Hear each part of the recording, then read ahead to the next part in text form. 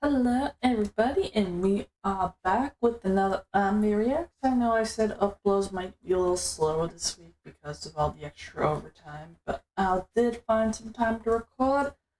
So today we getting into Bazooka Tank M50 Ontos. Or Ontos, I'm not sure how it's pronounced, I'm sure I'll find out here in the video. The thing. And the link to the original video will be in the description below. That the Mark 19 was the most Marine Corps thing to ever be invented, but I was wrong because it's absolutely this. Today we're talking about the M50 Ontos, aka the Thing. The thing?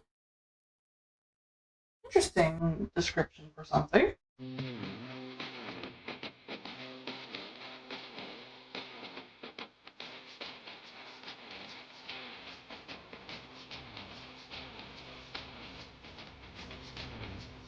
Okay, real quick, this video is brought to you by Zydax Custom Gaming PCs. They're built right here in America with American tech support. They have a lifetime warranty, and they will do all kinds of crazy custom stuff if that's what you want. Here's a video of mine. Great, moving on. Okay, here's the deal. Once upon a time in the 1950s, I love short and concise sponsors. I love that so much. the United States Army would set out to answer a question that had plagued mankind for decades. What if we took a tank and covered it in fucking bazookas? And I'm sorry, what? What?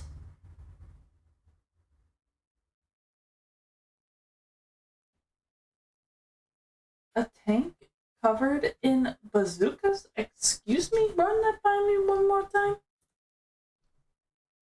that had plagued mankind for decades. What if we took a tank and covered it in fucking bazookas? And to aid them in this enormous feat of engineering fuckery, they would turn to the one demographic of people on the planet that could do this insanely childish and dangerous idea justice: the farmers, by way of Alice Chalmer, a tractor manufacturing company. Okay. I did not have farmers on my bingo card. I had... I guess to an extent I was expecting rednecks, but I wasn't specifically expecting the farmers. If you're not picking up what I'm putting down, I'm trying to tell you that the grunts and the farmers are going to come together and work on a grunts and crafts project, all right? It's absolutely going to get done. It's not going to be fucking safe, but it's going to get done, and it's going to work. So they took the M56 light tank, ripped the turret off, threw that shit away, and then proceeded to weld on top 6 M40 106mm recoilless rifles. Yeah. Wait, can you take a look at that beauty? Hold up, we need to take a close longer look at that. Oh my, she's so pretty! She's so beautiful. I could almost cry. But there's one problem with it. And it's a really simple problem. You ready? You ready? Needs more cannon. Needs more rockets. Needs even more. Yes, it needs absolutely more. 106mm recoilless rifles. But more rifles. Yeah, technically they're not bazookas, they're recoilless rifles. There's a slight difference in how they function, but at the end of the day, as far as the 99.9% of people need to be concerned, it's a giant metal tube that you point at the enemy to blow them the fuck up, aka it's a bazooka. Plus, bazooka tank sounds way cooler than recoilless rifle tank, so that's what we're going with. Now, I think we can all agree that welding 6 of these on top of a single vehicle is mildly ridiculous in the best way possible. However, it only gets worse from here. Because why don't you go ahead and ask me how they aim this monstrosity? I mean, look at it. It's got 6 different barrels. None of them are anywhere near each other. Clearly, it's going to be a nightmare, if not impossible, to aim this thing accurately, right? Wrong. The farmers and the grunts got together and said, we'll just use a spotting rifle. They then proceeded to mount a 50 caliber rifle on top of every single bazooka barrel, and then they would just fire 50 caliber tracer rounds until they started hitting their desired target. Then they would fire the bazooka. They're literally aiming a giant gun with a slightly smaller giant gun. I don't even know how to begin to write a punchline for that, so I'm just gonna go ahead and... I mean, could you imagine how confusing this would be to the enemy? Imagine you're some anonymous bad guy held up in a house or in a building somewhere, and this fucking monstrosity pulls around the corner as your butthole puckers and you realize that this is probably going to be the longest, shortest day of your life, and your new pronouns are about to be here and over there. And then this thing aims at you, fires, and it blows a nice little hole in the wall next to you as you're like, I mean, it's not good, but it's not nearly as bad as I thought it was gonna be. Then, boom. So the farmers finished up the prototypes and took it out to Aberdeen Proving Ground with the Army and the Marine Corps, at which point they promptly said, fire all 6 at once, we want to see what'll happen. And the sheer amount of backblast from that knocked bricks out of the wall of the bomb shelter they were in and shattered all the windows of the vehicles they used to get out there. And it is at that point that the Army said they were no longer interested in having this vehicle due to the sheer amount of backblast, and they really did not like the fact that somebody had to get outside of the vehicle to individually reload each recoilless rifle after they had been fired. The Marine Corps, on the other hand, said, I'll take 300. The Marine Corps ordered 300 of these fucking things, which is terrifying to think about. I mean, to be honest, and it pains me to say this, but as far as logic goes, I actually have to side with the Marines on this one. The Army's over here bitching like, oh, you could get shot at while you're trying to reload. And yeah, but at the same time, though, big freaking cannons!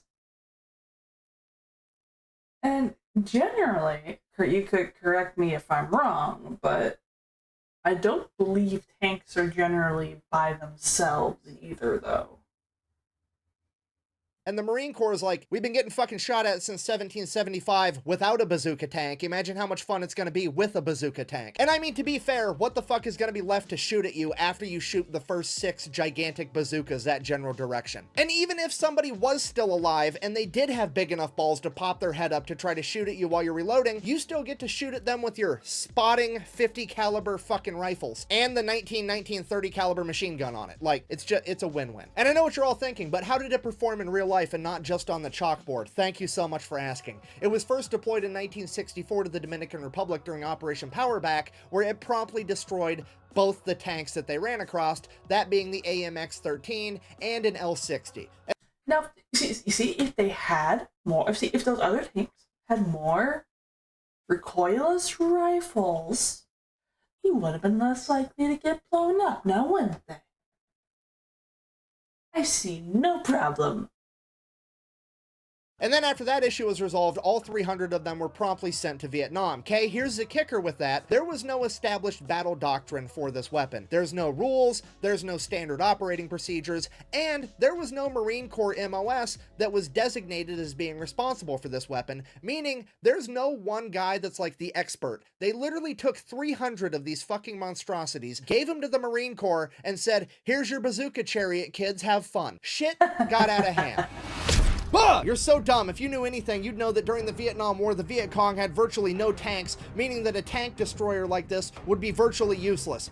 Yeah, not quite. Ladies and gentlemen, I present to you the Beehive round, aka the Flechette round. Each one of these had 10,000 hardened steel darts inside of them, and when fired, they went fucking everywhere. And this weapon's platform can fire 6 of them at a time, meaning that this thing can turn and proceed to shoot 60,000 fucking nails in your general direction. I see where this is going. When the trees started talking, they weren't talking for very long. The Ontos was so dominant on the battlefield that the enemy began actively avoiding it, meaning that the Marine Corps loved it because when this thing was anywhere near them, they were very seldom, if ever, ambushed. And not only was the Ontos effective in jungle warfare, but urban warfare as well. During the Tet Offensive at the Battle of Hue, which is one of the only examples of heavy urban combat to happen during the Vietnam War, the Ontos would prove absolutely dominant. Not only was it highly effective against fortified enemy positions, but it was extremely effective at convincing enemies to evacuate buildings. You see, at this point in time, the enemy was already intimately acquainted with the Ontos and knew how it operated, so all the Marines had to do to get an entire building to clear out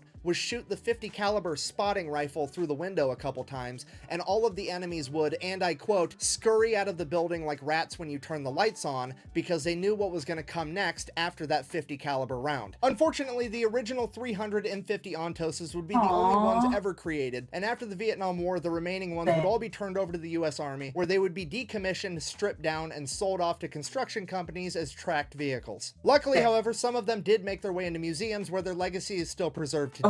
In conclusion, in the 1950s, a bunch of farmers in the United States...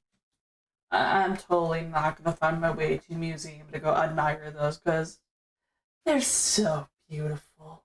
Marine Corps came together to work on a grunts and crafts project, and what they created was so childish, so ridiculous, and so devastatingly effective that it could only be characterized as the thing. Thank you for watching. Best way to support the channel is go buy some merch at thefatelectrician.com. Quack bang out. I wonder if I can fit a bazooka tank in here. Probably not.